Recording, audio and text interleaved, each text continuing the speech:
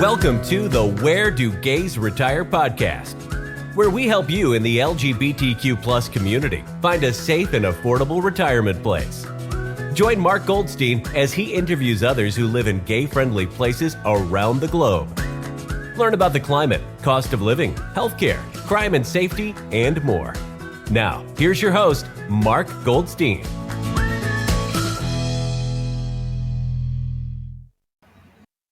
And today we're going to do a comparison. If you ever wondered what it's like to move to Spain, we're going to compare Torremolinos versus Sitges, Spain.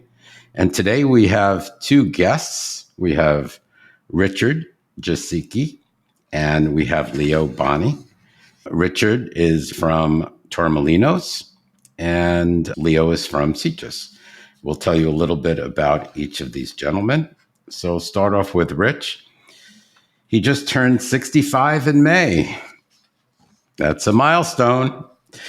He had a mid-Atlantic Ocean childhood in Europe and in the United States as a U.S. Air Force brat with an English mom. He worked many years in the UK and California before retiring at 62 and moving to Spain. He met his life partner, Charles, in 2001 online. Sounds familiar. Their first meeting turned out to be a wedding at a wedding venue that has been canceled and opened its doors to the public. Very auspicious. They married as soon as it was legal to do so in 2014 by their pool in San Diego, California. He's been living in Torremolinos on the Costa del Sol for almost 2 years and loves it. Their apartment has a beautiful view of the Mediterranean, and I am so jealous. Hi, everyone. Thank you for that great introduction, Mark. Sure. And Leo. Okay, we'll tell you a little bit about Leo. Leo wanted a change of lifestyle.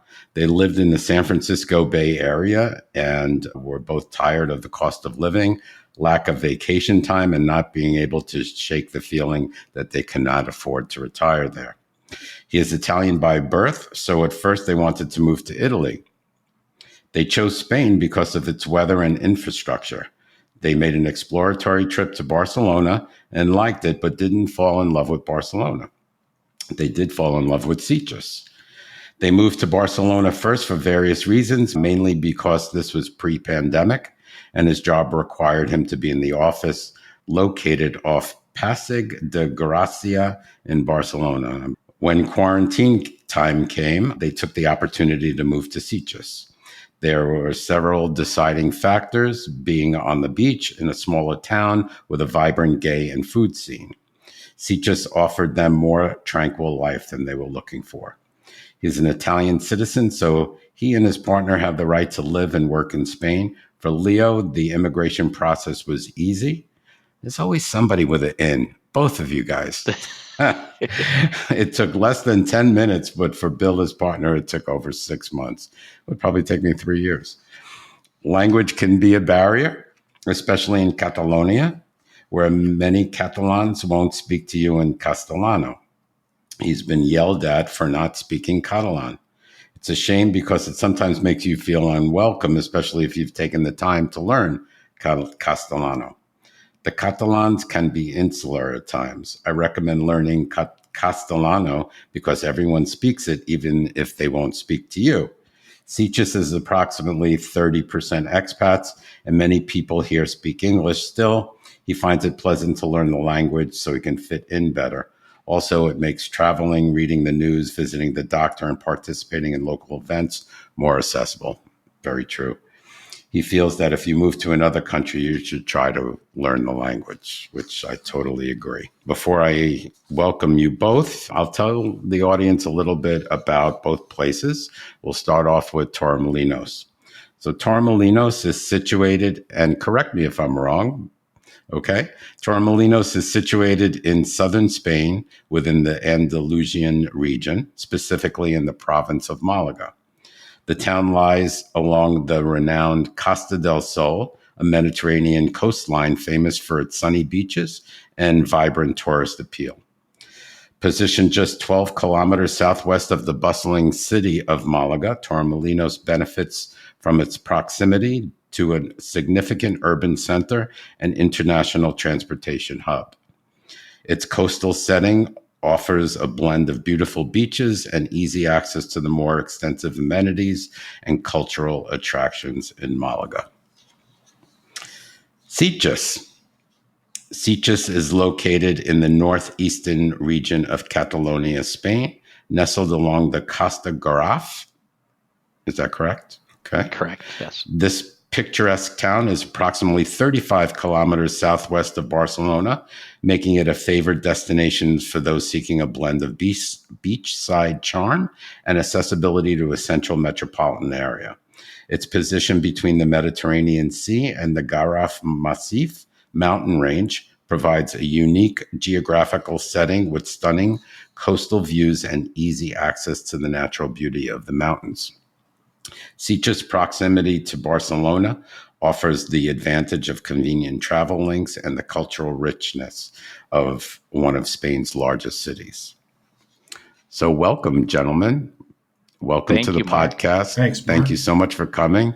You both have appeared on my podcast previously in your respective cities, and I want to welcome you back. So we're going to kind of like differentiate between both Torremolinos and Sitges. There's going to be, I'm sure, quite a few similarities, but then again, some differences. So we'll take a deep dive into that. So again, welcome. And my first question, Rich and Leo, can you describe the general climate in your respective cities? How does the weather throughout the year influence the lifestyle of the residents? We'll start with Rich first. Hi. Thanks, Mark. And hi, Leo, too, and everyone on the podcast. Yeah, we have over 300 days of sunshine. So influencing the lifestyle of the residents here, it's outdoors mostly. I mean, it's very similar to San Diego, a lot of dining outside activities. For most of the year, the temperature is not that hot. It's what I would describe as about 68 to 75 through the winter. But in the summer, in June, July, August, September, it does get pretty hot here. It can break the 100 barrier quite easily. But still, everybody likes to be outside. There are pools everywhere. People like to swim. There are beaches everywhere. People spend a lot of time on the beach. And I guess we spend a lot of time outside as well. There is one key difference from California here, though, that from San Diego, the ocean here is much warmer. So at night, you don't get the same cooling marine layer effects you get in California. It can be very like 75, 80 degrees at night. So, yeah, even at night. That doesn't seem too bad for me. Yeah. Leo? Yeah, I think it's somewhat similar. I want to say that Sitges is probably a little bit cooler than Torremolinos and Malaga area. Generally, in the wintertime, it can be around, it can get as cold as 40 degrees or so, but usually it's mid 50s to mid 60s. In the summer, we have kind of the same hot season that Richard described in Torremolinos. We have the same thing here in Sitges. One of my neighbors recently described it as the dome of heat, because really from like June until September, it can get mid 90s. It very, very rarely breaks the hundreds here. It's usually high 80s to mid 90s. But what will get you is the humidity. It's incredibly humid here. And one of the things that I love about living here is we get these torrential rains. We just had one yesterday, like massive thunder showers, and it'll pour down buckets for like a couple hours, and it clears the air, it makes everything cooler, and then it goes away. And in that regard, kind of the same thing. We have a lot of beaches. People go to the beach, they go to the pools, they go up to, there's a natural park just behind the town. So there's a lot of outdoor activity here as well. Rich is shaking his head no. No, we miss rain? out on the thunderstorms and the rain in the summer. It's very rare, although literally the night before last at 1 a.m., I was woken up by thunder and lightning. and it rained for like 5 minutes. So that was nice, but it doesn't. That's it. I'd be surprised if it Yeah. rains again until October. That I sounds think more here, more because deserty. the sea is warm, as Richard noted earlier, it's warm. And then throw in the humidity, I think it creates a lot of static electricity in the air. And it just, I mean, there are times where I feel like there's witches flying around, like houses in the air and stuff like that. It's quite brilliant. Leo, would you describe the humidity as like Florida humidity? Yeah, actually. So I've only been to Florida twice. Florida humidity, Could be intense. it could be intense. I would say in Sitges, it's not as long of a season of humidity as you have in Florida, but it gets pretty severe. It could be like between 90 and 95% humidity here, to the extent that our walls oftentimes have, drips of water Wet. coming down on them. Yeah. Wow. Yeah. That's quite different from me in the desert here in Phoenix, where we have pretty much 10% humidity, if that much, during the year. It has been during the summer, it does get a little bit humid. So we get like 35% humidity because of the monsoons, which we still haven't had. How Actually, would you, just to follow up on that for yeah, Torremolinos, because I think that is a difference. It's much less humid here. I'm not saying it's not humid. If you go walking, and you'll feel pretty. It's a bit humid, but it's nothing like as humid as Florida or anything like that. It's pretty dry. okay. If you look at the landscape here, it's like semi-desert, and it's Okay, very I was dry. going to ask you. So the landscape in Torremolinos and the Casa del Sol in general is more desert than it is in I think Sitges and so. I mean, Barcelona. yeah, it's if you don't use irrigation, I don't think a lot would grow. The natural landscape looks a little bit like West Texas to me. It's a lot of scrub and cacti and things like that. Very chaparral. Yeah, chaparral. That's a very Yeah. good one. Of course, there's a lot of agriculture, but that's all through irrigation. So you see a lot of olive trees. So, yeah. Hmm. Okay. And okay. So let's get into a little bit about the cost of living. What's the overall cost of living like in Torremolinos versus Sitges? Can you break it down into housing and utilities, groceries, and entertainment? Is it pretty much the same in both places, or is it cheaper or I, more expensive? I have a suspicion, although I don't know, and Leo, I hope you chime in a minute, but I have a suspicion the cost of living is probably a little bit similar. The Costa del Sol is a magnet for expatriates to come and move to the sun throughout the year. So you have a lot of people from the Netherlands, from Northern Europe, buying property here, and it drives the prices of everything up. So to rent a two-bedroom, two-bathroom condo here would be, you're not going to get much for less than 15 or 1,800 euros a month, which in US is about $2,000 or something like that a Yeah. month. It's cheaper than San Diego, but everywhere is cheaper than Yes. San Diego. So, all right. Is Yeah. the accommodation the same in Sitges, Leo? Yes and no. I think there are some differences. Torremolinos, I think, has more newer construction, I think, than Sitges. Is just now starting to build a lot of newer homes kind of in the periphery. And so I think what happens in Sitges is there's a lot of housing that like I would not want to live in. It's not good quality housing. So you could in fact get, two bedroom, two bath apartment. We had a 3 bedroom, 2 bath apartment right on the beach, and we were paying 1,350 Wow. euros. But it was an older place. Had a lot of problems with insulation, and was not very updated. But if you want kind of more of an American style, not necessarily style, but to American standards with mod comms and good insulation. And then, it's around what you mentioned, Richard. You're not going to pay less than 1,500 euros for a 2-bedroom. But there are a lot of places here that are essentially cinder blocks that have been filled in with concrete that were built in the 50s and 60s that for some reason are still standing. And Sitges itself is one of the more expensive areas in Spain, but I think that probably not by much. If you look at like Torremolinos and if you look at different areas where as Richard was saying, there are a lot of foreigners that come, particularly foreigners drive up prices, but also Airbnbs. And so I would say that here there's maybe less choice.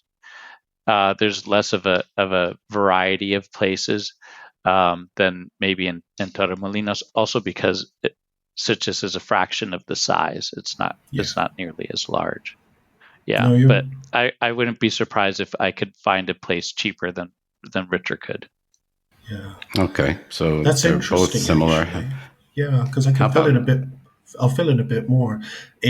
Torremolinos, the architecture, there's not that many single-family homes or anything like that. There, or even semi-family homes, or row homes or anything. It's mostly condos, and a lot of that was built in the 1970s and 80s. There's quite a lot of concrete. Some of it's not the most beautiful type of structure going, but there's a lot. Almost everyone lives in a condo here. Whereas I think I have been to Sitges, and I remember being surprised that there were so many houses and things. It's more low rise than high rise in Sitges.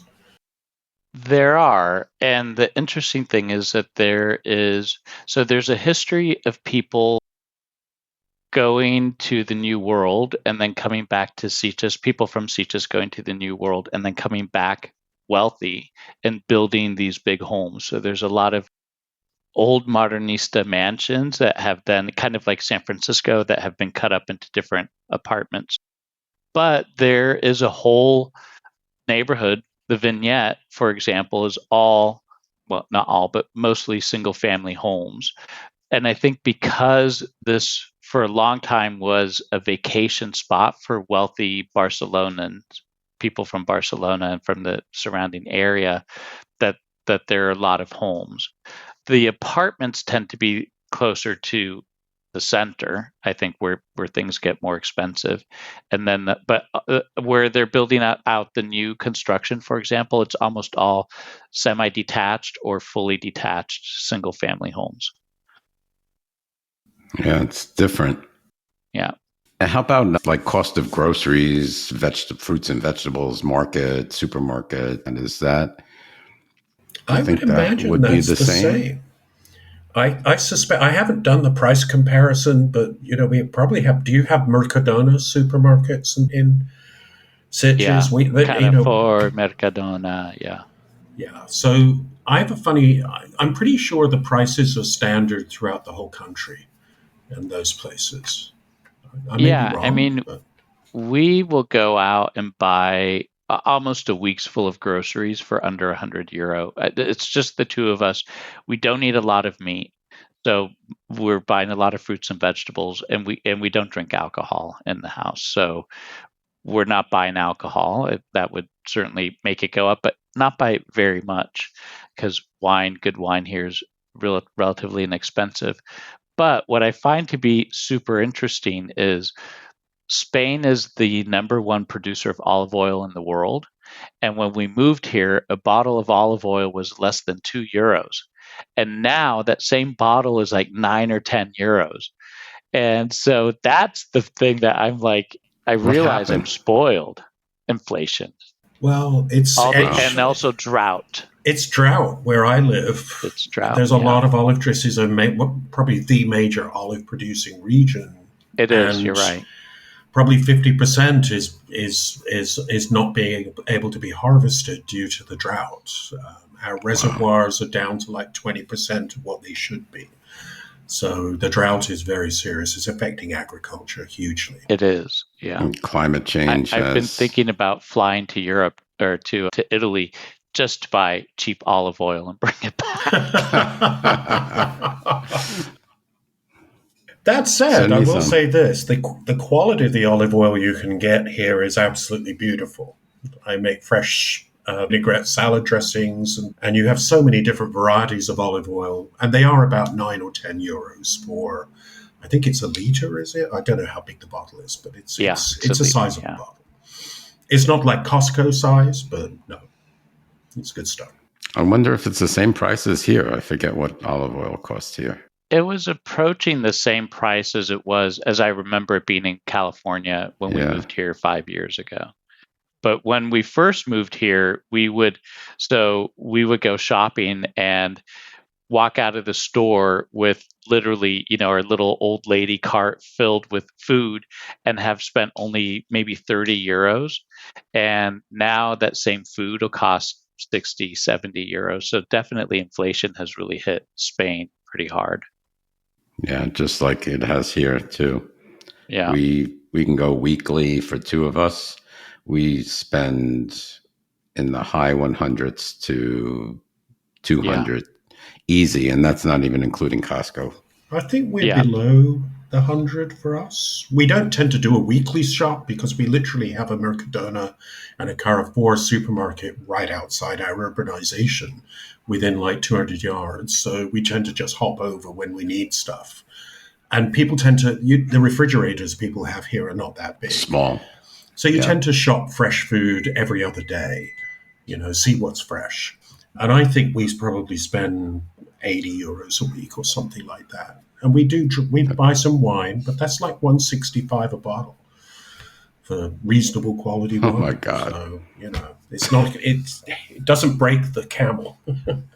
And if we get a bottle for $10, that's a bargain. That's really cheap for us. I know. So yeah, here there's a couple specialty wine stores near the house. So when I do buy wine, I like to go there because they have local, wines that are grown here in Catalonia, where the grapes are harvested and produced here. And they have really lovely rosés and whites and reds, all kinds of lovely things. If I spend 10 euros on a bottle, it's an amazing bottle of wine. Like that's really imagine. Something I'll special. Yeah, most of the gentleman knows me now, and so he knows that I like my white wines to be sweet, and I like my red wines to be fruity. And so I'll walk in, and he'll say, "What do you want, red or white?" And I'll say, "Oh, I'll have white." And he'll pull out 2 or 3 things, and he'll say, "If you really want to splurge, there's this bottle here for 8 euros. Mm-hmm. Otherwise, there's these other bottles here for 3, 4 euros, 5 euros." That's amazing. Yeah. That's amazing. And it's good wine. It's not crap wine. Right. All right. Okay, let's move on to healthcare. So healthcare is very important. It's a very important decision to make where you want to move anywhere. So let's talk a little bit about the healthcare system in both Torremolinos and in Sitges. In Torremolinos, Rich, do you have doctors and hospitals nearby? Is it walkable? Yeah, it is. I have one of the conditions of the visa for moving to Spain. If you're not, I'm retired. So until basically, if you have to buy your own health insurance, at least for the first 5 years until you become a permanent resident. But again, that's not that expensive compared with the US. I think for the two of us, we pay about 3,200 euros a year. And it gives us access to a lot of private hospitals, doctors, clinics and things. But you don't pay another cent on top of that. That's it. And there's no deductibles, nothing like no that. copay. So, no copay, nothing. You do pay for prescription drugs, but they're pretty inexpensive for the most part here. But just in terms of where the facilities are, I have a hospital within a mile here that I can walk to, and it's got like 3 MRI machines and X-ray diagnostic imaging services, blood labs, and I get everything. I can book an appointment and be there the next day for something just like a standard procedure or anything. It's very simple. And I've made sure now that my doctors are actually in the same hospital, so they can refer me immediately for imaging or something like that, or blood tests or something.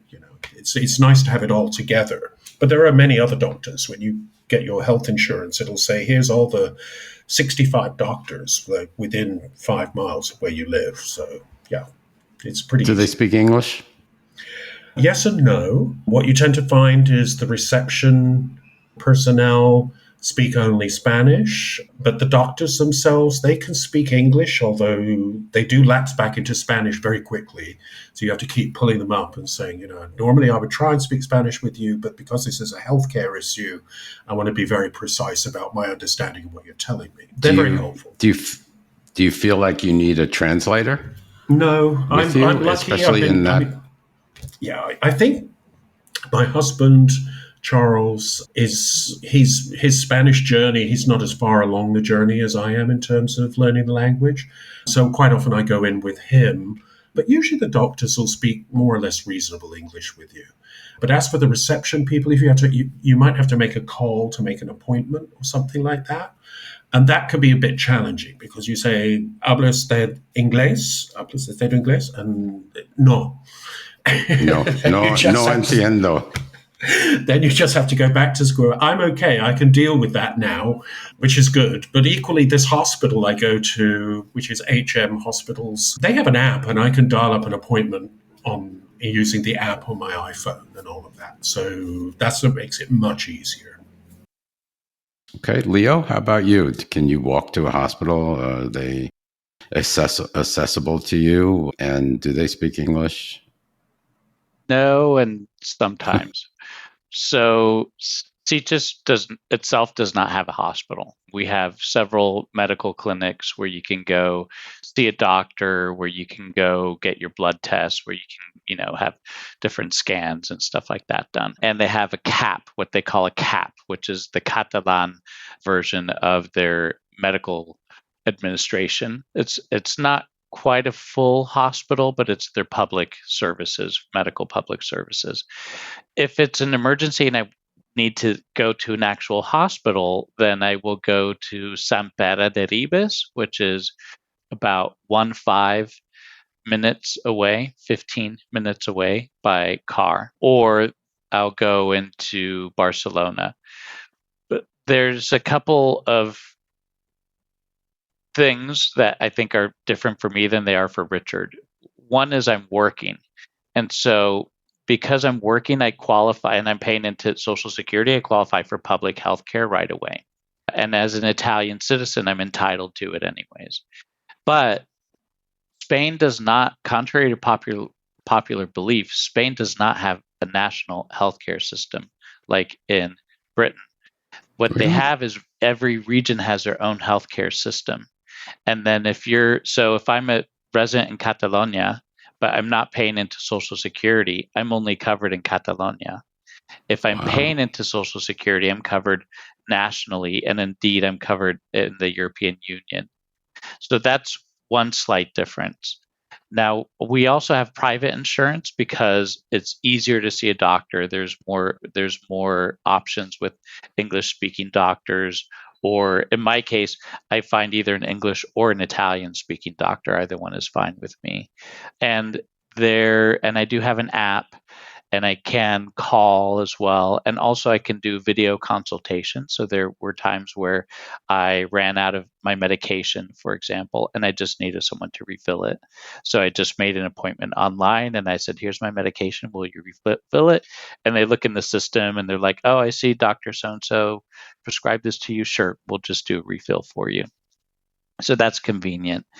Now, and I've been unfortunate enough to have surgery and have to have, different medical procedures here. And it's all been free. I paid 90 euros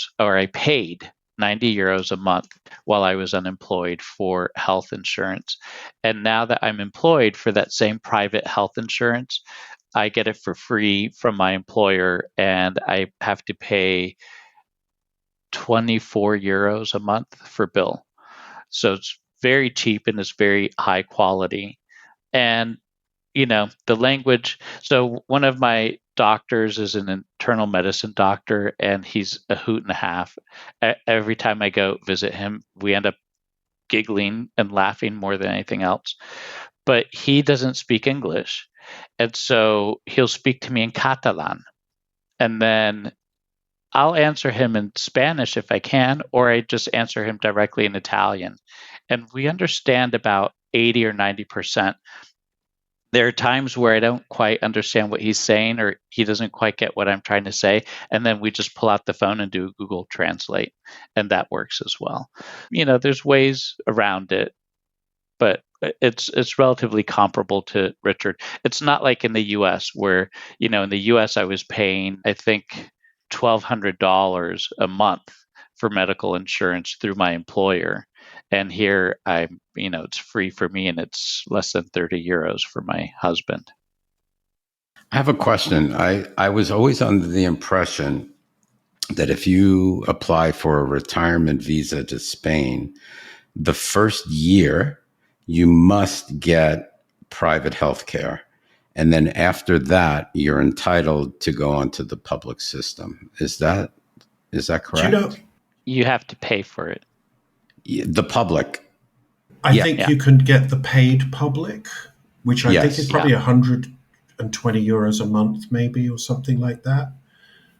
It goes up if you're 65 and above. I think it's 176 euros, something like that. And I think it depends also on whether you want to get it at a national level or whether you want to get just at the regional level. So my public health card states on it that I'm at first level, meaning I'm insured everywhere in Europe.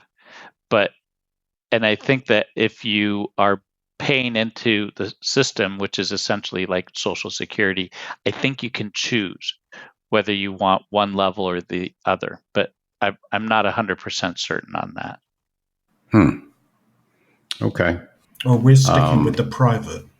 So yeah, it's inexpensive. It's 3,200 euros a year for the both of us. Yeah, it's really good. It's compared to U.S. healthcare. I mean, yeah, I can't say. The thing is, I get public by default because I'm working. So right. I automatically get it, but I don't know if I would opt in for it if I didn't automatically get it. Yeah, it's a decision. I don't know. And I kind of figured things out too. I happen to be blessed with healthcare from my husband's retirement. So we're one of there's not many people that I could say that pay $800 a year for both of us for healthcare. A year plus Medicare. So we're both on Medicare, but his retirement actually pays us back the Medicare costs. So net, it's $800 a year. And we compare that to even Spain, and we can't compare because it's still, and if we do move, you lose it and you can't get it back. So that was that. That's a pretty amazing deal you have there, Mark, for the US. It is. It's crazy. It's like it has to do, I guess, with the time he retired, because now if he was still in the same job and retired now, they wouldn't give him all of that benefit. So yeah, we're blessed in that regard. Okay. And how about LGBTQ healthcare, PrEP, and HIV meds? I understand that even the public system gives that for free. Is that no? You're shaking your head. Well, in Catalonia, you cannot get PrEP through the public system. You have to go through. There's a couple of different administrative offices that will give it to you. I take it. I'm on PrEP, and I have to go every 3 months to a place called Prep Point, where they, do your tests and give you your medicine. But you can't get it through a regular doctor. They still kind of regulate it for some reason. I don't know why. But there's, you can get tested for STDs. In Sitges, there's a couple of places where you can go and get tested for syphilis and HIV and, gonorrhea and those types of things. But I would recommend that if you are in Catalonia and this is something that's important to you, that you actually find a doctor that is LGBTQA plus friendly, or in like, for example, the Prep Point that I go to have their own doctors. So get one of those doctors to kind of look after you and administer you. HIV medicines, I don't know. I don't have experience in that, but I'm assuming that if you are HIV positive in any medicine, that it would be covered in the national health system. Yeah, that's what I understand. I've heard. Yeah. I'd be surprised if it wasn't. So it sounds like a pretty good deal as far as healthcare is concerned for people living in both places. Yeah. So let's get into a little bit about, we talked briefly about language barriers in the healthcare system. How about language barriers just in normal, regular life in both places? I mean, do you have friends that are native Spaniards? Can you communicate with them? Or, is everyone that you are friends with, are they expats? Well, Rich? I'll start with this one, as the Costa del Sol is the center of expatriate life.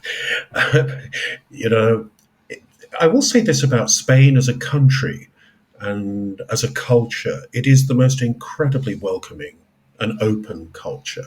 They enjoy meeting people and having you living in their country from wherever in the world you are. You don't feel like you're an imposter or anything. It's like they don't give you the cold shoulder. They're very friendly. If you're in a restaurant and you hear some people speaking Spanish and you want to ask, just lean over and just have a chat. They're very open and comfortable.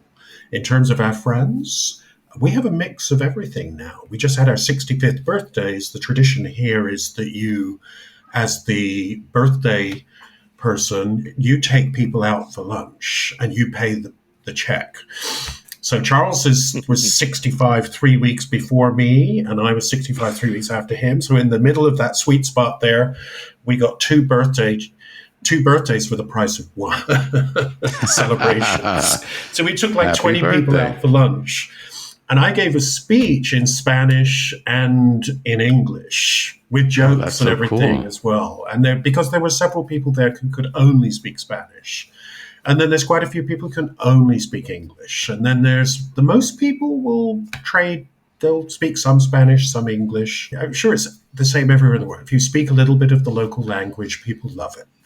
We don't have the problem with Catalan, like Leo, you have in Catalonia. The local language here is Andalus, which is a version of Catalan and Spanish. It's spoken very quickly. They don't pronounce anything. So it's kind of hard to understand, but you kind of get used to it. It's quite funny.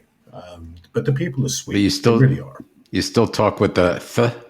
You still? Yeah, they do that. And they you just don't pronounce every letter. Barcelona? That would be Barcelona, or it's Andalusia. But they would say Al-Andalus. So it's just run the whole Al-Andalus. And you don't even hear the D. How about you, Leo?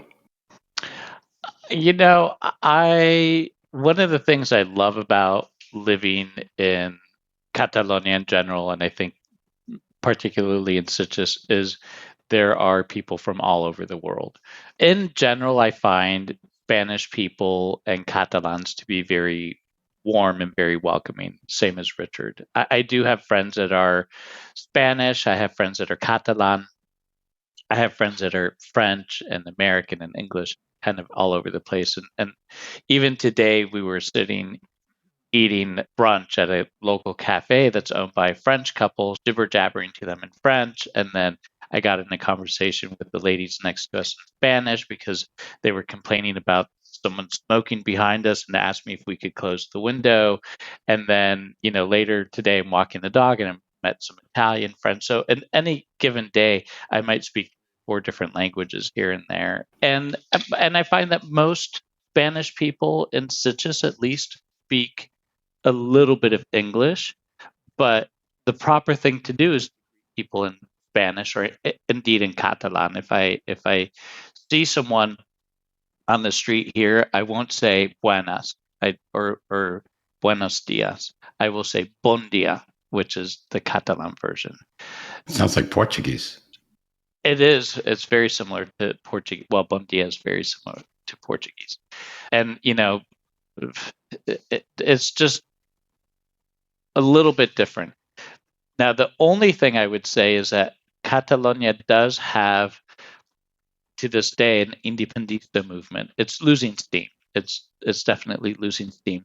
But there are people in Catalonia that will refuse to speak to you in Castellano or even in English.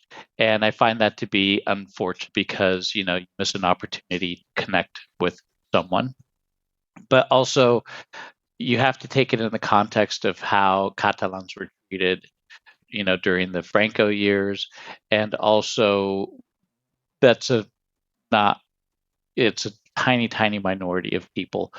Most people, when they hear me struggle in Catalan, they're like, "Oh my God, you're totally trying to speak in Catalan. That's so funny. Let's see if we can help you out." And they'll try to give me some pointers or whatever.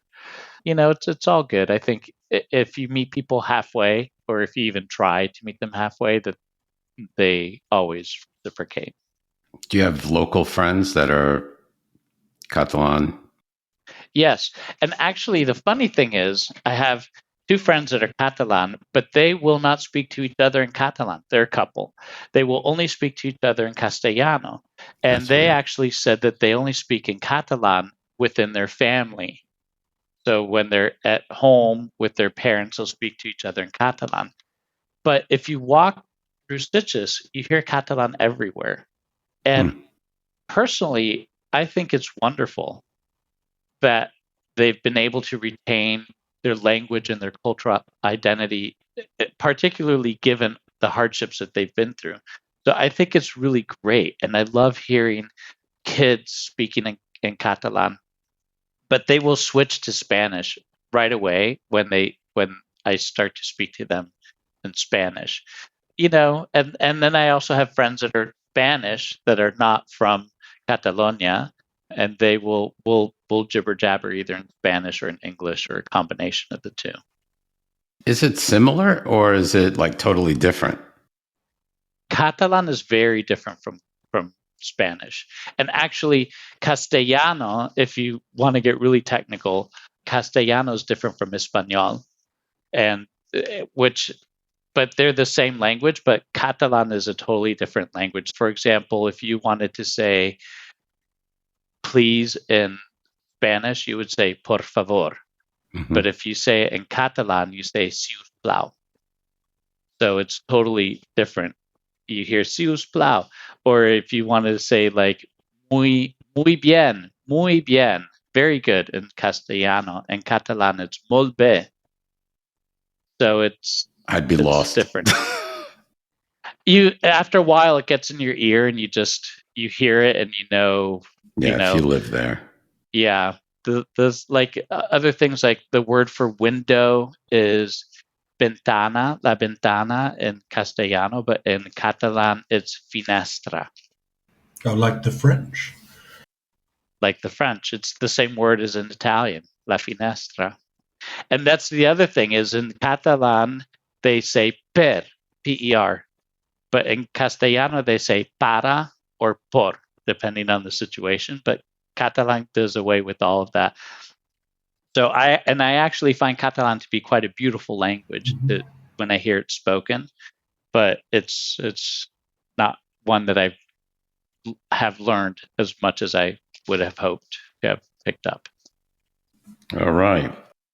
Just briefly, do you Any of you gentlemen have a driver's license? And was there bureaucracy in obtaining one? You don't have do one? not. I could drive for 6 months when I moved over here, but there's no bilateral agreement between anywhere in the US and US. Spain on translating your license into a Spanish one or exchanging it. I will have to pass a theory driving test examination, and then I will have to do an on-the-road test, which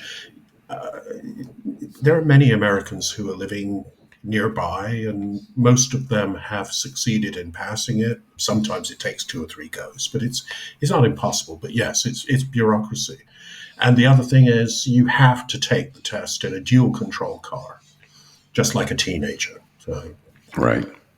it's some cost. And Leo, same with you. You don't drive? My driver's license is a gentleman named Antonio. When I need to go somewhere that requires a car, I call Antonio and he drives. I pay him, of course. Cool. He drives me. But I find that between train and buses, I haven't needed one yet. I think that's a good. I mean, we do not miss having a car. And trains are free now. Yeah, Are pretty they? much. They're free? Yeah, the commuter trains are free. So I pay €10 for a 3-month ticket, and then if I ride the train, I think 16 times in that 3 months, I get my €10 back. Wow. And in Catalonia, they have a program where if you turn in an old car, you get free public transportation on trains, metros, buses throughout the entire region for 3 years. Interesting. So, yeah, they're really pushing not to have cars. I hate to drive here. In fact, I do very little driving here. My driver is my husband, Peter. Is his name Antonio? No. Do we have the same driver? I have Charlie, my husband. He drives. He had a British license and he was able to exchange that. Okay. And then we have a nice American friends, Pat and Russ from Virginia originally, and they live like 3 blocks from us, and they have a vehicle. Charles can borrow that in more or less any time. But we very rarely ever need a car. It's like... Because everything is so walkable. Yeah, and don't forget as well that most of the places you're going to go and visit in Spain, they're not car-friendly anyway. They're like little old towns where the streets are so narrow, you think, no way I want to drive down here. Right. So if you were to drive somewhere, you would probably park outside the town and then have to take some other walk around. Transportation to get it. You may as well just go by train all the way. And that's how I like. Let's talk a little bit about the setup in both places. So Torremolinos, I know don't you have like a local rail that goes through from Malaga all the way down to Fuengirola, is it? Correct. And that's a local commuter train, which in Spain is called a Cerca. I believe in Catalonia, they have the same type of thing. They're local commuter trains. And those are the ones that are free for anyone. You can buy a €10 ticket for 3 months. And if you ride it 16 times, you see that €10 come back on the credit card statement. Wow. What a deal that is. I thought that you had to pay something, but even seniors get a discount. Yeah, we have a thing called a Tarjeta Dorada, which will give you a significant discount on Renfe, which is the national train provider. But of the last 2 or 3 years, Spain has introduced competition on the long-distance train lines. So between Malaga and Madrid, now we have 3 different train operating companies. We have Renfe, which is the national. We have Avlo, which is kind of like a collaboration between SNCF and Renfe, I think. And then we have Iryo. So the prices have come down anyway. So right now we have to go to Madrid in August. I just booked my seats, and I think we're paying €25 each way. That's great. So it's really nothing. And that's for fast. That's like 2 hours and 50 minutes each way. And it's, 250 miles. It's very quick. It's a bullet. Is it a bullet train? Pretty much, they depending on which company you're riding with. If you go on the Irio trains, they use Italian Ferrari designed trains called Frecciarossa. I'm sure Leo can pronounce it better than me, but they're colored like in sort of a beautiful shade of red purple, and they look like a bullet dart thing, and it's very sexy. They have TV monitors showing you how fast you're going. Seats are very comfortable, very spacious. I wouldn't travel any other way. That's what I love about Spain. Their transportation system and infrastructure. Oh wow, that it beats the U.S. But both the U.S. is set up and Spain is set up so differently. Yeah. The U.S. is set up for automobiles and vehicles, whereas Spain is not. Everything is walkable. So I guess, it all comes down to money too. It does. Yeah, it does. There's one tip just for anybody coming to visit Spain or anything. Don't leave buying your ticket until the day of travel or anything like that. You need to book your seats in advance, typically. Mm-hmm. A lot of trains sell out. Buy those tickets early, basically. Okay, good tip. How about Leo? In Sitges, do you have like a local train, or is there a train to Barcelona, a train to Madrid? Yeah, we have a small train station. There's only one line going in and out, but there's a couple different routes. So we can take the train all the way down to Tarragona, for example, which is heading from Barcelona, or we can take it up to Barcelona. If we wanted to go, for example, to Madrid, which we did the same thing that Richard did, we bought our tickets.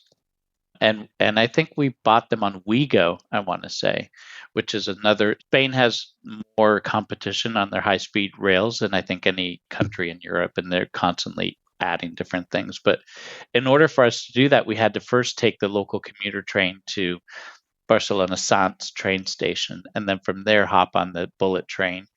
But the great thing is that I wanted to do comparison between Ouigo and Renfe.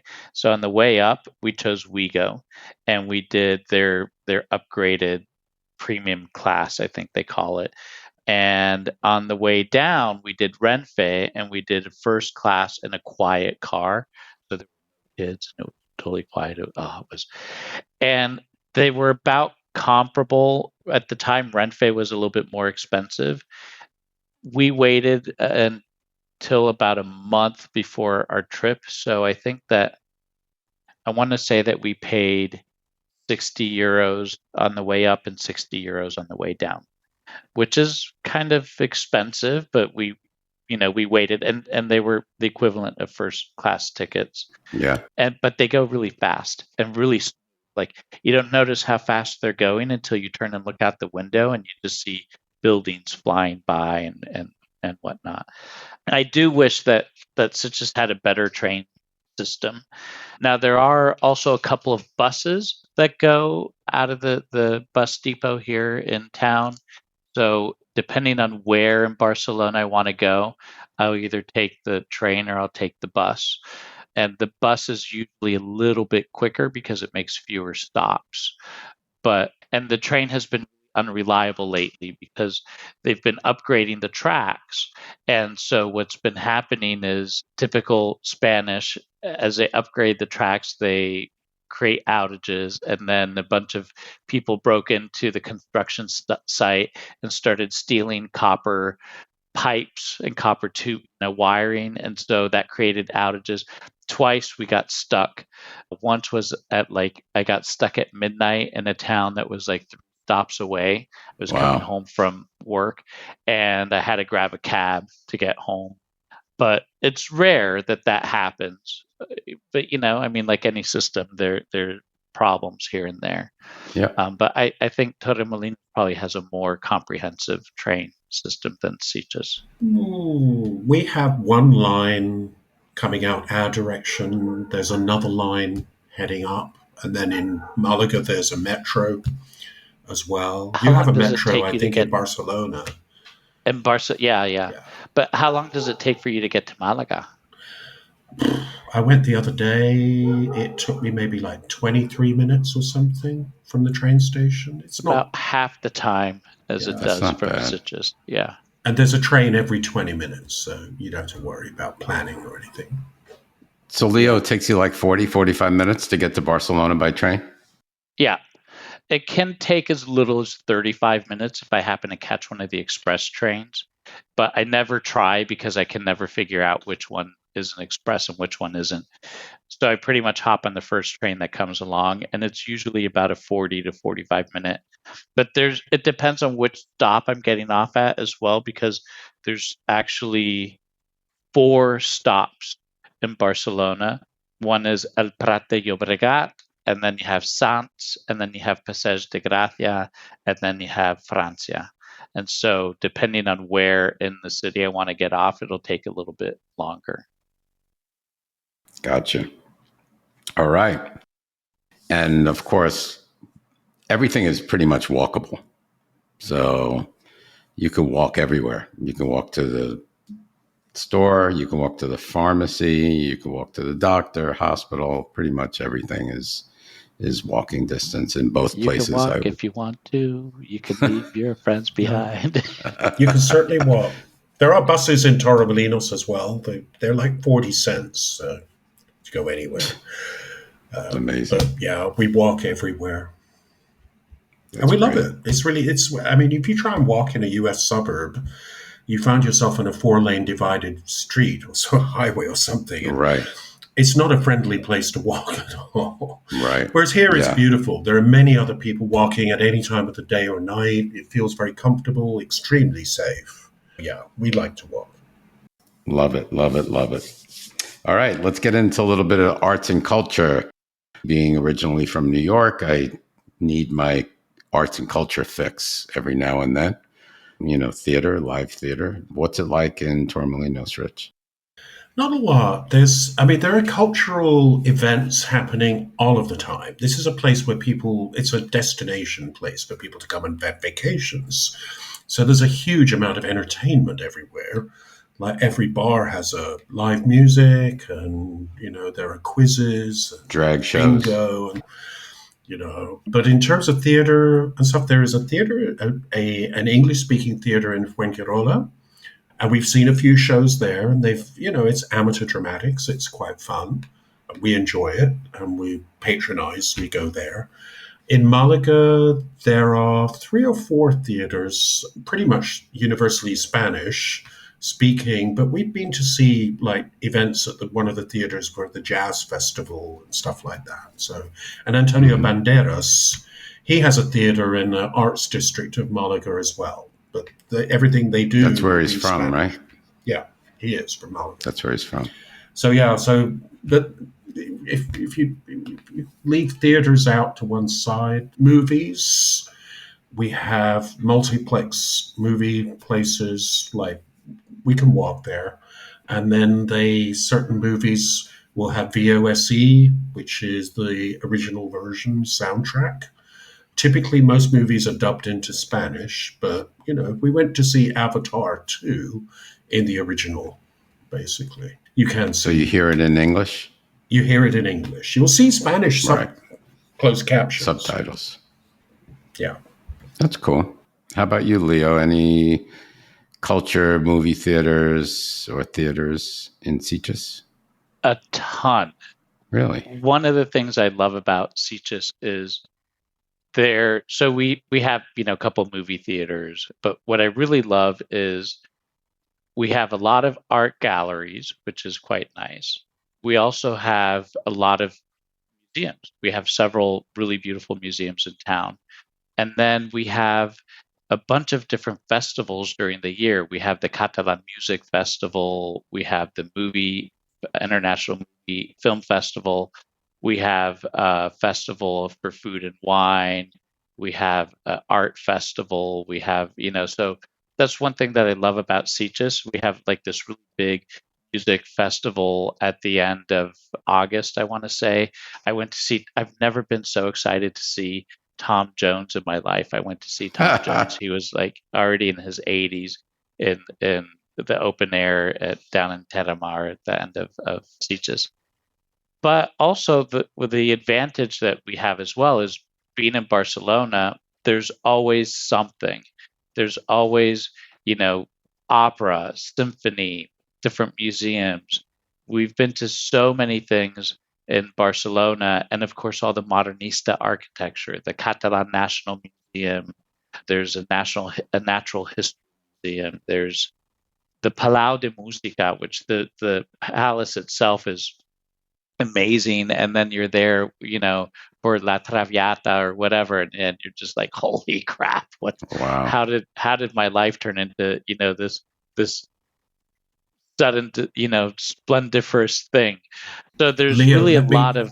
Let me chime. I have been to the Palau Música Catalan, and I think amazing. It's probably one of the most beautiful theatres I have ever seen in my life. There is so much stained glass everywhere. It is stunning. And alabaster and all kinds of, it's modernista to the hilt. It's really fantastic. So there's a lot of really cool things, both in Sitges as well as in Barcelona. There's a number of choirs here that sing. We just went to a choir concert 2 or 3 weeks ago, I think. There's Corpus Christi, so they have the Festival of Flowers, where it's like in Italy, where they have the Madonnari that do the chalk drawings on the ground.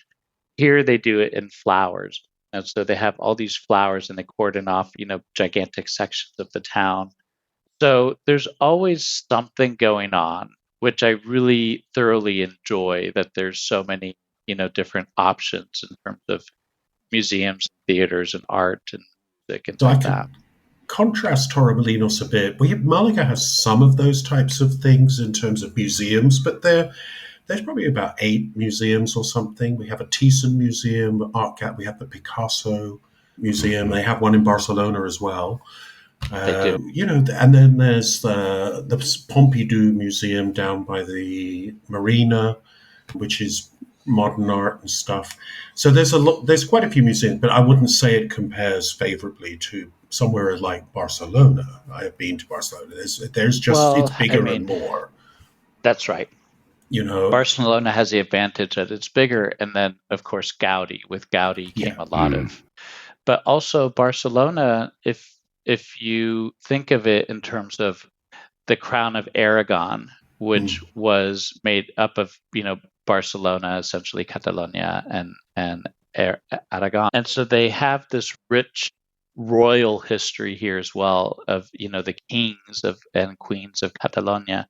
So there are monasteries that used to be palaces, and there are palaces that used to be monasteries, and there's and royal gardens, this and that. It's there's so many layers of history here, and even in the Gótico, which is like one of the older sections of town, there's a whole underground Roman city. And there's like an old temple with these gigantic columns, and every time I think, okay, we know Barcelona, we've got it down, there's something that pops up that makes me go, oh shit, where did this come from? This is pretty amazing. Yeah, that's great. I mean, you're right. I mean, it's certainly in the city of Barcelona, it's pretty special. I think in Andalusia, as a region, we have an enormous amount of history. I mean, if Al-Andalus with Granada, the Alhambra and Sevilla with the Cordoba, Alcázar there, and the cathedrals. It's just, and Cordoba with the Roman bridges and the bridge and the Mezquita. Amazing sights. You just have to travel a little bit to see these places, but they are just as special. Yeah, and really quite exotic. What I like about Andalusia is, in fact, that it does have this rich history, but it's not all like centered in one spot. No. And so you have the opportunity to see different towns, and I think life in Andalusia is a little less urbanized than it is in Barcelona. Correct. Here in Barcelona, you have all these beautiful things, but you also have a lot of traffic and a lot of noise and a lot of, the things that come with a big city. Yeah. Yeah. No, we have. I mean, you're right. It's less urban overall, unless you're by the coast. But, the coast is pretty much built up everywhere. And Malaga's quite chic. I love Yeah, Malaga. but in terms of that history, it's very accessible. There's public transportation to get everywhere. Even in Malaga, we have a Roman theater, and there's Crusader. Yeah. There's castles, and everywhere here has another castle. It's very beautiful.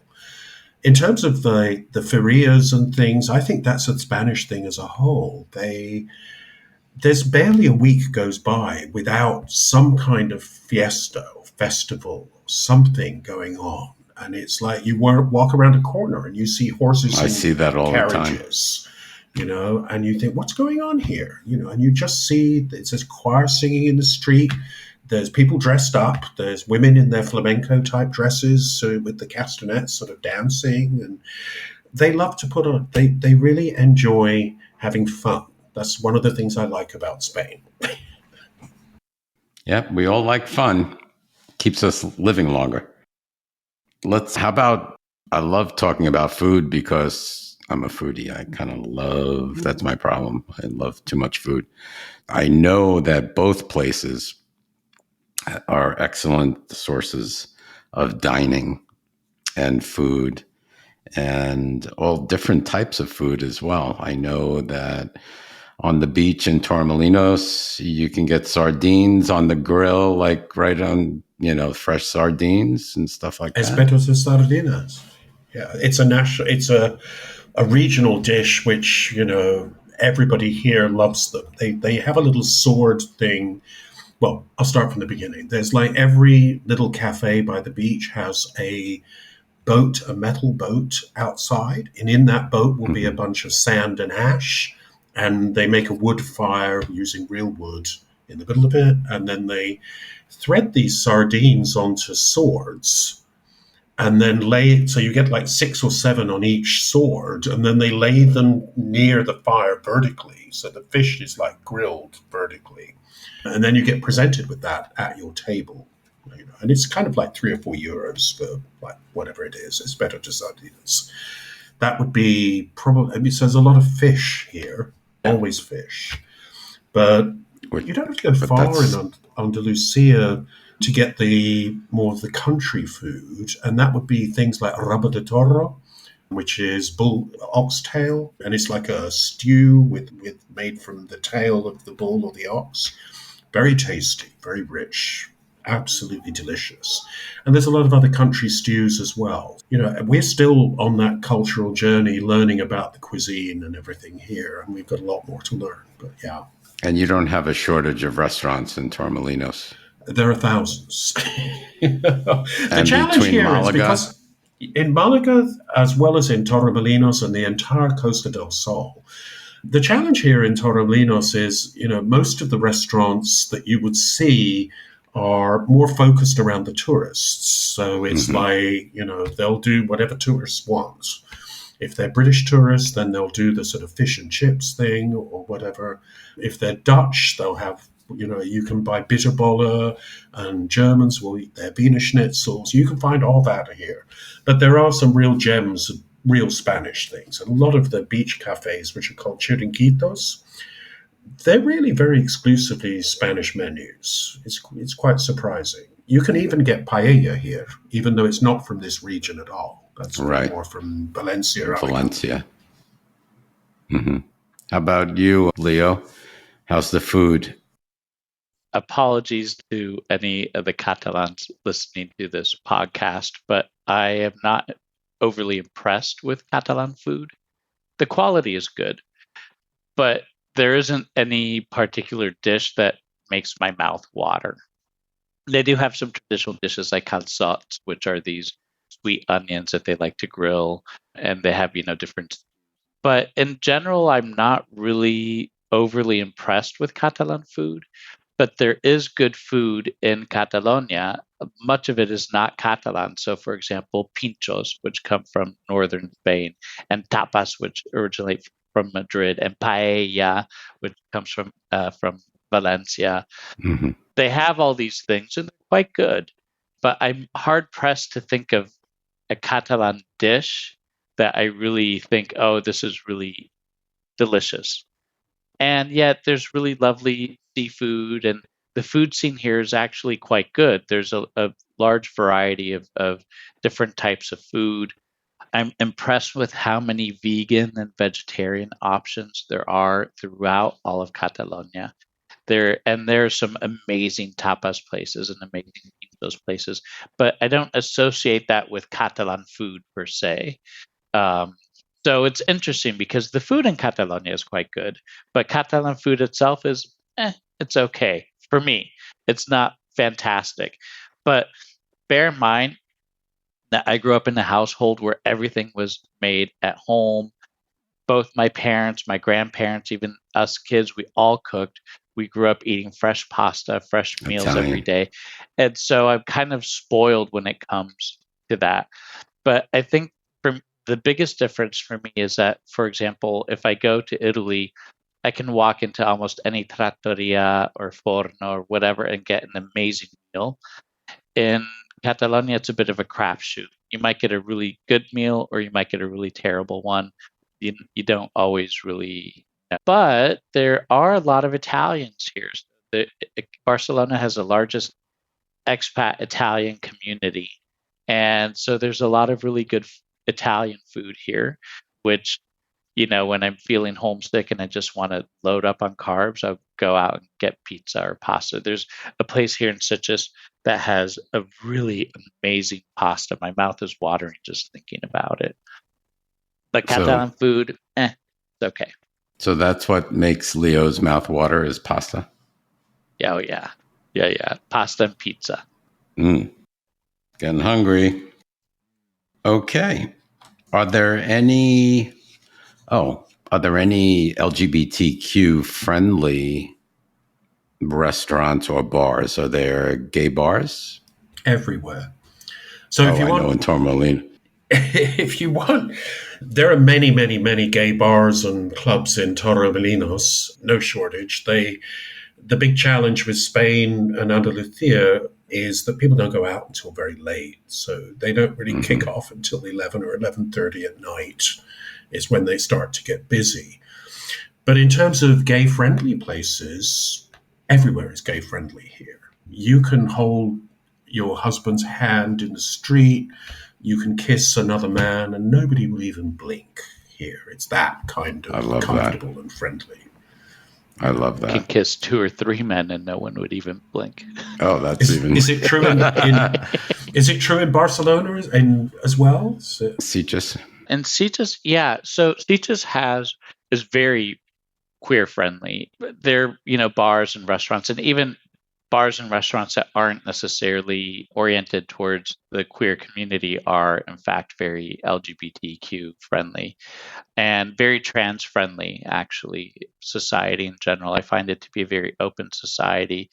But I think one of the challenges we have in Sitges is the gay community is very seasonal.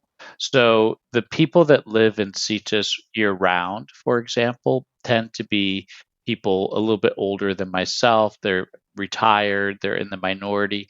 And so the community really shrinks in the fall and winter time. And so we lack kind of that continuity. Yeah, it's but it's very similar. And Torremolinos, if I understand it correctly, they had like the first gay bar in Spain was in Torremolinos in the 60s. And they have a kink community. For example, here there's no kink. It just doesn't really exist. And I think in part because we lack kind of that permanent gay community. And a lot of businesses will in fact close in the winter and the fall because we just don't get the foot traffic to keep them open. No, they're open. But everyone's very friendly and open. Yeah. I saw a couple, it was a throuple walking down the street, and it was a woman holding a man's hand and the man was holding another man's hand. It was 3 of them walking down the street, and I stopped to look because I thought it was adorable and I wanted to take a picture, but I didn't want to make them, embarrassed, self-conscious about it. But no one bats an eye to that. I mean, you're That's right. great. You'll see the rainbow flag over so many places, not just the gay bars. People are very proud that it's a very comfortable and safe space to have fun in. And you mentioned the fetish community. I will say a brief look at Grindr or any of the other things, you'll find there's a lot going on here. We just got our Yeah. own Eagle Bar the other week as well, but there are leather clubs, I mean, you name it. It's like, you don't have to go very Yeah. far. And it's pretty raunchy as well. You don't Subject for really a get different that podcast, I think. for a different podcast. You don't really get that here. A lot of the LGBT QA plus businesses are really focused on tourism because it is a big gay community. We have gay pride. We have 2 bear weeks. We have, it's very friendly, but the crowds come and go. And so there's less of a really kind of permanent presence. Although we do have, for example, such as Colors, which is a gay lesbian association, which is year round, which does all kinds of community things. So it does exist. It's just probably not as well developed as in Torremolinos. Interesting. Okay, rolling right along. Let's talk about residency, visa, and immigration. So for you, both of you guys, it was fairly easy to get a visa for Spain because you're connected. So Yeah.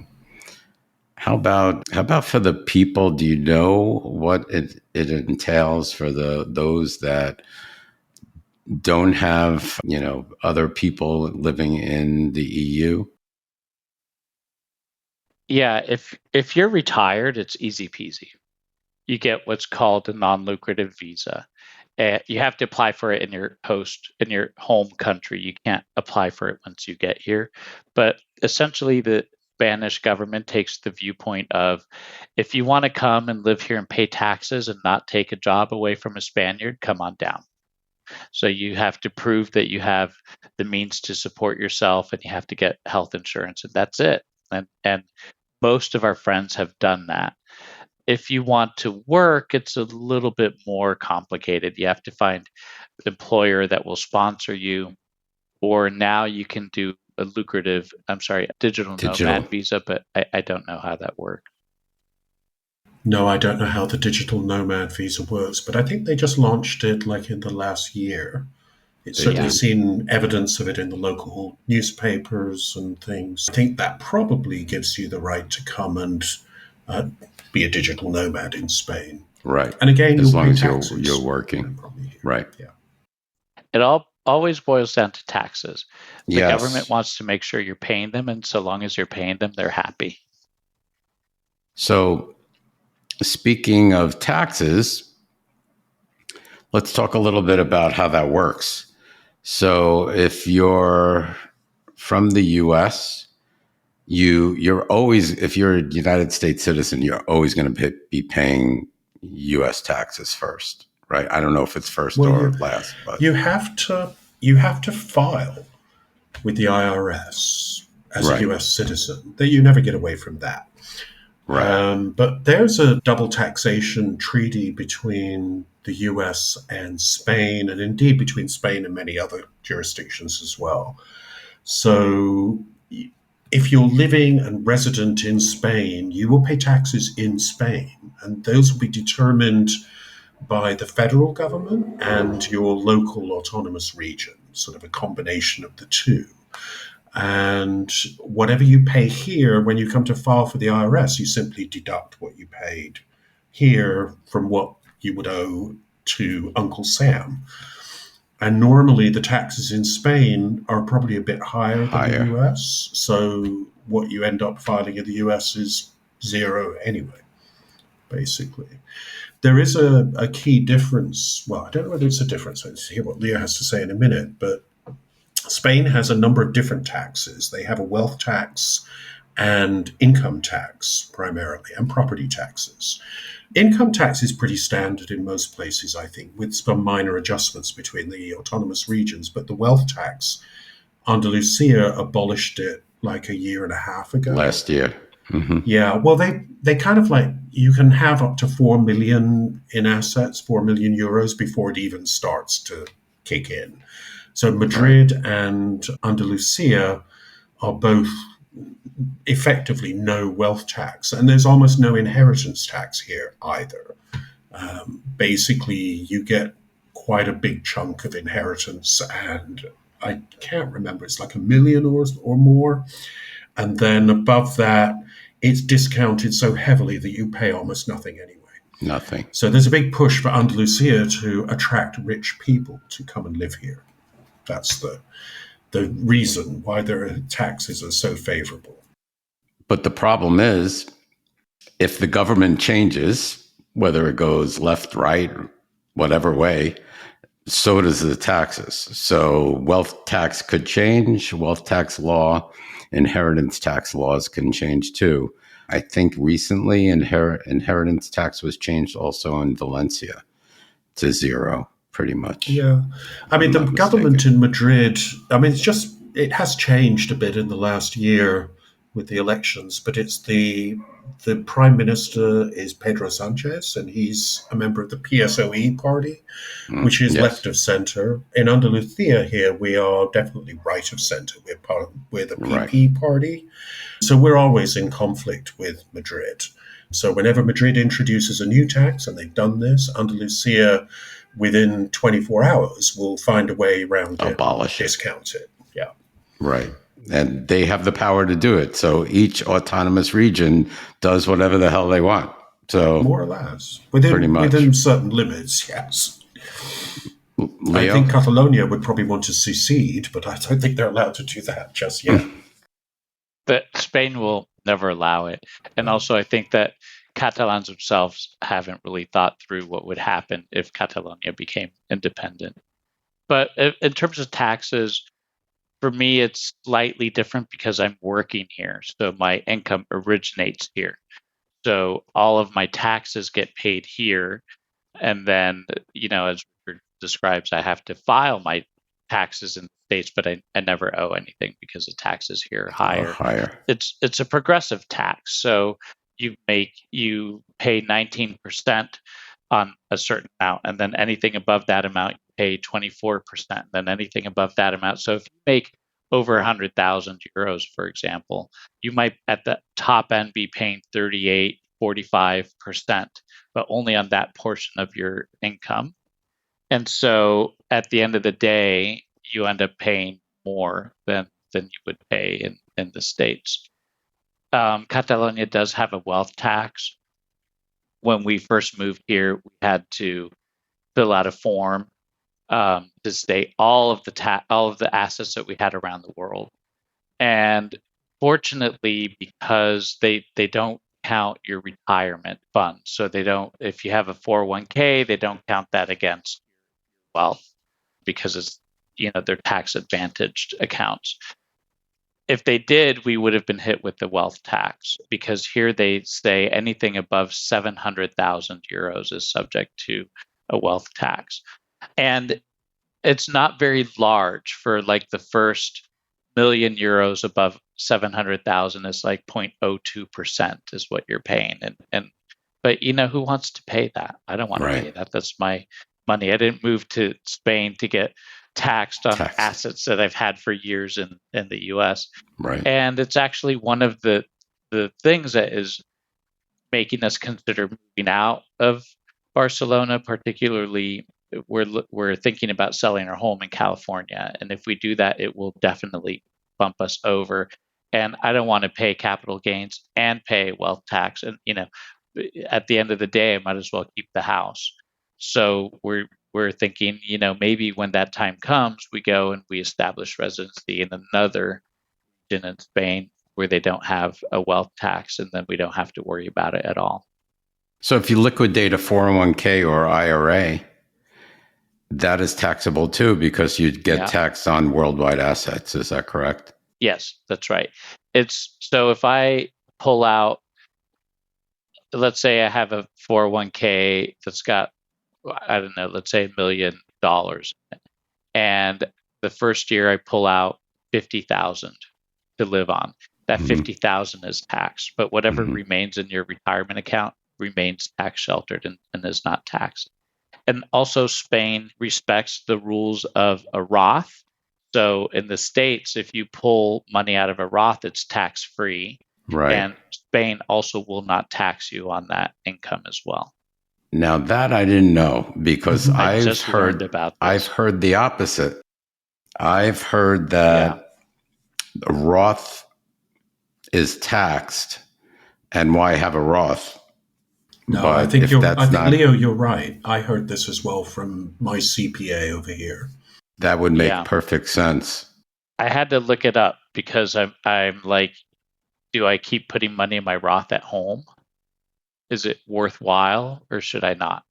And so I looked it up, and I looked at, I think, 3 or 4 different accountants here in Barcelona, and I asked one directly, and they said no, it's not taxed. That's good, which really is relatively good information. Yeah, that's great information.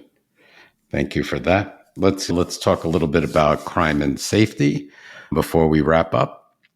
So I know pretty much Spain is in general is a very safe place. I've heard stories where women walk the streets at 2 a.m. coming home from a dinner and don't think twice to look over their shoulder. It's very different than the U.S. The situation here is not the best of, it's not friendly at all. So can you both describe what it's like, what crime is like in Torremolinos and Sitges, if there is any at all? Torremolinos is very safe. You see a police presence, but it's very gentle. You see the police on the streets and driving their vehicles along the beach, or, but really it's very safe. If you want to find crime here, you got to go to Marbella. And that's where it all seems to be. And that's where, like, Arabs and Russians have their super yachts, and there's every other store is a Prada or a Louis Vuitton. So that, it's like the Beverly in our Hills. newspapers, it's full of crimes over in Marbella. There's the occasional gang murder over there, drug-related, that kind of thing. But I rarely see any crime here in Torremolinos or Malaga at all. It's the opposite from what I remember in the US. I feel so much happier and so much more comfortable here. There are 0 guns involved in any crimes here, really. This just doesn't exist. And then knife crime, very, very low. I mean, there's just almost nothing. It really is rare. So I think there's that you get that everywhere, but yeah. Yeah. Leo, same in Sitges? More or less. We do have a problem with pickpockets. There's a lot of pickpockets here, of course. So Sitges has 28,000 residents, and we get over 1 million visitors a year. So where visitors are, there are also pickpockets. And, that happens. One of the units in the building, sorry, let me rephrase that. One of the units downstairs in the building next to ours, about a year ago, someone was trying to break into it, and the property manager had to chase them away. So there are, some crimes. Now, the bad thing is that there actually have been a couple of gay bashings in Sitges in the last 3 or 4 years. There was one that was like a big brawl, a big fight, and a couple of gay men were beaten pretty severely. And then there was another here that wasn't specifically targeted towards gay people, but it was a mugging that happened, and there happened to be gay people that got mugged. Now, in the case of the actual gay bashing that happened, the community really kind of rallied around it, and the mayor came out and they prosecuted and they banned these people from coming into Sitges for the rest of their life. And, Spain likes to do all these very melodramatic things. How much of this actually took effect, I don't know. But it does happen very, very rarely. It hasn't happened since. It tends to be, what I dislike that it happens, but what I like is that when it does happen, because it's so rare, that people really take note of it and do something about it. But I like to take walks at night, and I will walk out sometimes at 2 a.m. and head down to the beach. It's quiet, and And you don't think twice? No, not really. Unlike here, I can't imagine it. I mean, you know what it's like. So both of you know what it's like. It's like I go out and I look over my shoulder. So I remember the first time I kind of got in an argument with someone here in Sitges. I was having a bad day. I was a little bit cranky. The person was a little bit rude, and I just kind of snapped and kind of barked at him a few times. He barked back at me. We looked at each other at one point and kind of laughed and went our own way. And I remember thinking, I didn't have to worry that he had a gun. That's important. Yeah, because if you do that here, you don't even, you honk your horn at somebody in the car. I tell my husband, don't even honk. They might lower their window and shoot you. Shoot at you. Yeah. Road rage. So I hear that. They'll chase you down. Yeah. There is a big problem with meth, cocaine, methamphetamine, Molly, speed. There's a lot of drug in this part of Catalonia in general, and I saw it a lot in Barcelona as well. I don't know if it's something that's a problem in Spain in general, or if it's just in this area, but there's quite a bit of drug use. And actually, there's a lot of tourists that come in. I can't tell you, it's so weird. Sometimes I'll be walking the dog, and I was walking the dog about a year ago, and this group of 4 or 5 English kids that were maybe in their mid-20s came walking up to me. I had my tank top on, and I think they saw my tattoos, and they were like, "Oh, he must be a drug dealer, or whatever." And they started asking me for cocaine. And I was like, I don't know. I mean, I don't know. And they didn't believe me when I said to them, I don't have any, and I don't know where to get any. And they were like, "What do you mean, man?" Tourists. Right? Yep. That's it. Tourists from other countries. Yeah. Okay. All right. That gives us a clear picture. It's pretty much safe, though, in both places as compared to other places such as the U.S. Closing thoughts. Finally, what advice would you give the LGBT community, retirement community, who are considering moving to either Torremolinos or Sitges? Can you share some insider tips to help them settle a little bit more smoothly than they probably would?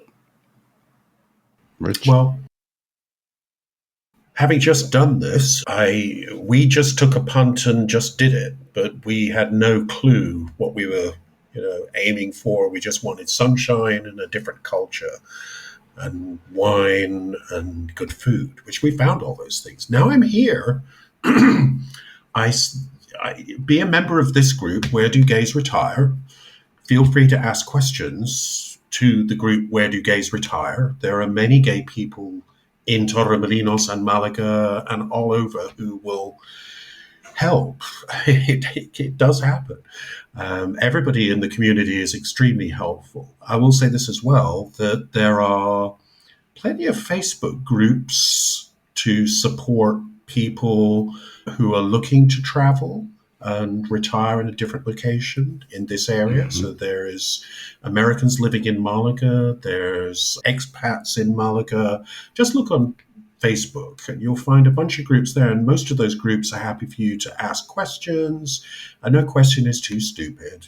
Every question is real, basically. But on the whole, people are really helpful, and there's a ready-made community of friends out here. I mean, there's a lot of Americans living on the Costa del Sol. I was quite surprised how large the American community really is here. So In some ways, it feels like it should be difficult to move all this way, but in other ways, it feels the most natural and comfortable thing to do. And there's a ready-made community of friends when you get here. So I'd say, And we, if you're sitting on the fence, why not take the plunge? It can only be add more spice and interest to your life. awesome. We have our friends also in Benalmádena, right? We do. I mean, I've met quite a few people through the Where Do Gays Retire podcast, like Steve Arenberg, and then there's other ones moved from Canada. And I've been, because you've hosted a podcast with me before, Mark, I've had people reach out to me and say, oh, I heard the podcast. Blah, blah, blah. And here's they come here. It's really sweet. I think you provide an amazing service with this Where Do Gays Retire podcast and the community that we support and love. Thank you. Thank you. Thank you. And yeah, both episodes actually are very high downloads, both the ones that I did with you, Rich, for Torremolinos, and for Sitges with Leo. Leo, how about you? What would you tell our audience? Well, certainly everything that Rich just said, but I would add, life in Europe is not easier, nor is it harder than in the United States. It's just different.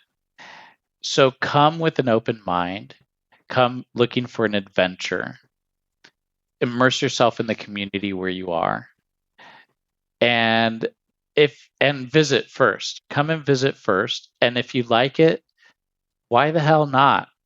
I mean, the worst that'll happen is move here, you don't like it, and you move back home, which, to be honest, a lot of people do that. They move here and then they turn around and they move back home. But I found it to be great.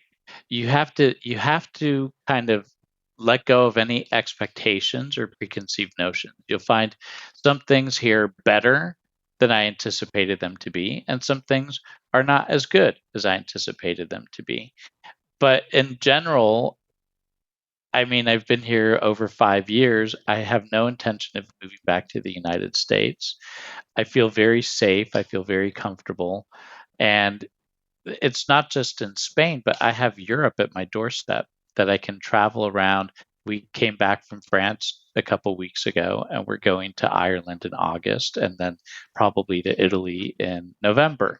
And when can you do that in the States? So Right. Come, enjoy your time while you're here, and get as much out of it as you can, because life is short. You never know. And it's So true. Life is very short. Friendly. And it's very LGBTQIA plus friendly.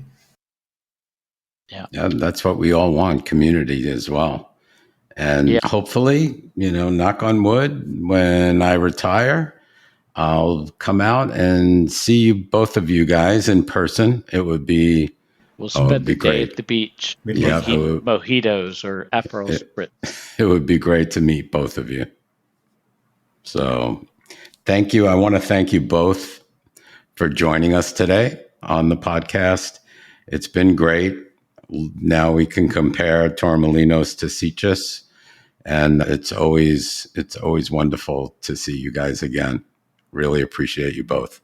Thank you, Mark, and thank you, Rich. I really appreciate it. Yeah, thank you guys. Both of you have been really fun, and anybody can reach out anytime.